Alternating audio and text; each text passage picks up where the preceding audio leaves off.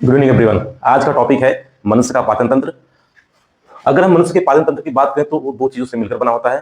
पहला जो है वो होता है आहार नाल, दूसरा है पाचक ग्रंथियां। आहार नाल को अगर आप देखेंगे चित्र के माध्यम से तो आहार नाल क्या होता है कि एक माउथ से स्टार्ट होता है और माउथ से होते हुए ग्रास नली, ठीक है, आमाशय और छोटी आंत और बड़ी आंत तक जाता है। ठीक है, तो आहार नाल क्या है? एक पाइप नुमा संरचना है, खोखली संरचना है जो माउथ से शुरू होता है और बड़ी आंत तक जाता है, बड़ी आंत के एनस भाग अर्थात गुदा भाग तक जाता है। इसके साथ साथ इसमें क्या है, पाचक ग्रंथियां भी लगी हुई है। जैसे हम यहाँ देखते हैं क्या है, यहाँ पर है, ठीक है, लार ग्रंथियां हैं, दूसरा है यकृत, तीसरा है आमाशय, ठीक है, चौथा है अग्नाशय। ठीक है, इस तरह से क्या है, अलग अलग जो ग्रंथियां होती हैं जो पाचक रस का स्राव करती हैं वो क्या होती हैं, आहार नाल से जुड़ी रहती हैं। तो मनुष्य के पाचन तंत्र के दो भाग होते हैं, पहला होता है आहार नाल, दूसरा होता है पाचक ग्रंथियां।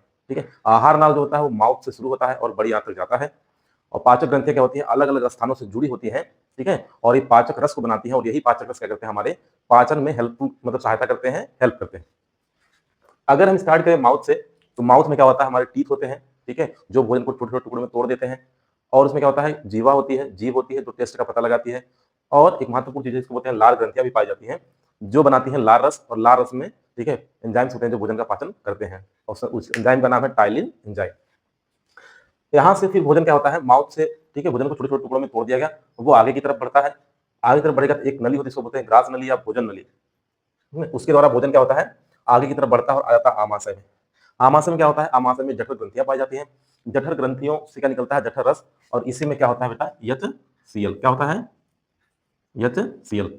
यच सीएल क्या करता है, भोजन के डाइजेशन में मतलब हेल्पफुल करता है। जो भी हानिकारक सूक्ष्म जीव आते हैं भोजन के साथ उनको क्या करता है, नष्ट करता है। साथ ही इसमें कुछ एंजाइम्स आते हैं, पेप्सिन, रेनिन, वो भी कहते हैं भोजन के डाइजेशन में हेल्प करते हैं। जब भोजन क्या होता है, आमाशय से आगे की तरफ बढ़ता है, तो यहाँ पे आप साइड में देखिए, यहाँ क्या है, लीवर है।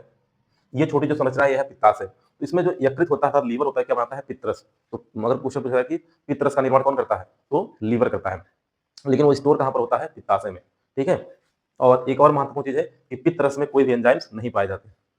यहाँ से क्या होता है, पित्तरस आता है इस वाले भाग में, जो भाग है क्या, ग्राहड़ी। और ग्राहड़ी किस आंत का भाग है, ये छोटी आंत का भाग है, यहाँ पर आता है। साथ ही क्या है, अग्नाशय, यहाँ दिख रहे हैं अग्नाशय ग्रंथि है एक बीच में, ठीक है, पैनक्रियाज, जो बनाती है अग्नाशय रस। तो अग्नाशय रस यहाँ पर आता है कहाँ, ग्राहड़ी में। लीवर ने बनाया जो पित्तरस, ठीक है, पित्ताशय में संग्रहित रहता है, स्टोर रहता है, वहां से आता है ग्राहड़ी में। ठीक है, यहाँ पर क्या होता है, इसलिए ग्राहड़ी का जो भाग होता है, छोटी आंत का जो भाग है ग्राहड़ी, उसमें क्या होता है, सबसे अधिक डाइजेशन होता है फूड का, और सबसे अधिक अवशोषण भी होता है, सबसे अधिक एब्जॉर्प्शन भी होता है।